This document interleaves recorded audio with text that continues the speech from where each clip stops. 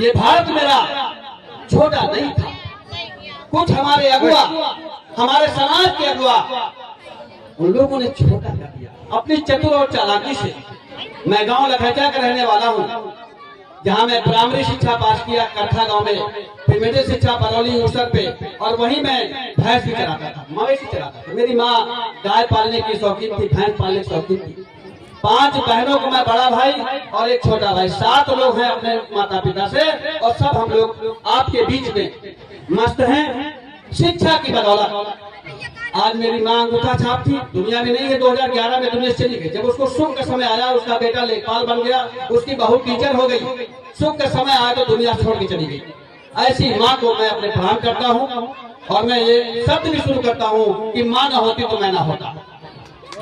सहमत है आप लोग? जितने भी हमारे जनमानस बैठे हो, अगर माँ न होती तो मैं ना होता।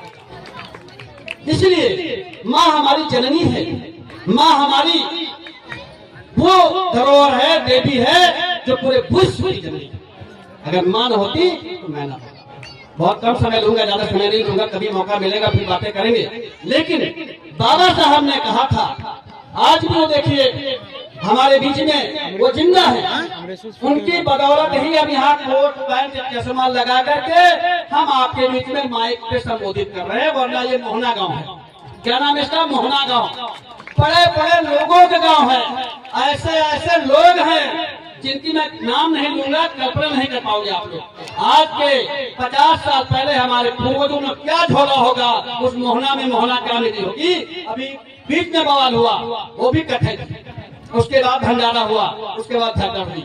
लेकिन ये कथा देखिए, ये हमारे साथी युवा साथी आए कथा करने के लिए, और जिस दिन प्रत्येक गांव नहीं हमारी बहनें बैठी हैं, घरों में भगवान बुद्ध की पूजा करना शुरू कर दोगी, भगवान बुद्ध को भगवान मान लोगे। और ये महापुरुष हमारे हैं, ये देखिए सभी हमारे इस भारतवंशी महापुरुष है। इन पुरुषों की तस्वीरें घरों में लगा लोगे, अपने बच्चों को तस्वीरें दिखा दोगे, आपका बच्चा शिक्षित हो जाएगा, अब पेटरवादी बन जाएगा, कलेक्टर बन जाएगा, डिप्टी कलेक्टर बन जाएगा, लेखपाल बन जाएगा, एडवोकेट बन जाएगा, इंजीनियर बन जाएगा।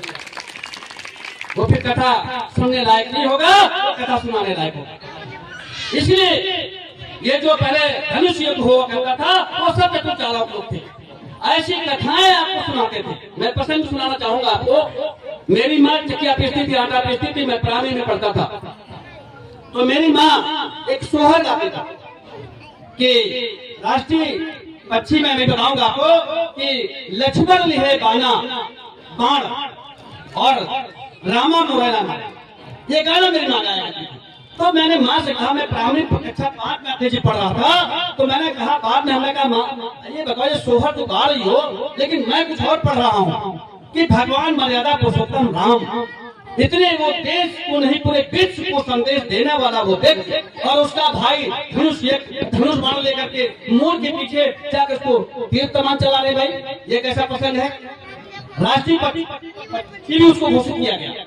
तो कहने की बात है, उनकी जो कथा थी उसमें कोई भविष्य था, वो उनका भविष्य था। इसलिए आपको सुना करके, उलझा करके और दक्षिणा ले जा करके अपने बच्चों को विराट में पढ़ा करके और अपने देश पर शासन करने के लिए वो इसलिए कथा सुनाते थे। तुम्हें नहीं मिलता, वो इसलिए कथा सुनाते थे। हमें वो भी दिन याद है बेटी, मेरा गांव लखैचा है, पासियों का गांव है, अनुसूचित जात का बड़ा गांव है, और बरौली में मंगली महाराज हमारे यहाँ कथा सुनाने आया करते थे। वो शादी ब्याह में भी आते थे, इसके अलावा त्योहारों में गांव बटे थे। वो कहते थे हम जजमानी आए, और खिचड़ी में केवल बताया जाता था कि फला मुहूर्त में खिचड़ी है, और हम लोग त्योहारी में उनको क्या देते थे? 5 टोरा नमक। पहले चलता था ना, बच्चे हमारे आज नहीं जान पाएंगे जो टाटा खा रहे हैं आप लोग, टाटा और बाटा का जमाना आ गया।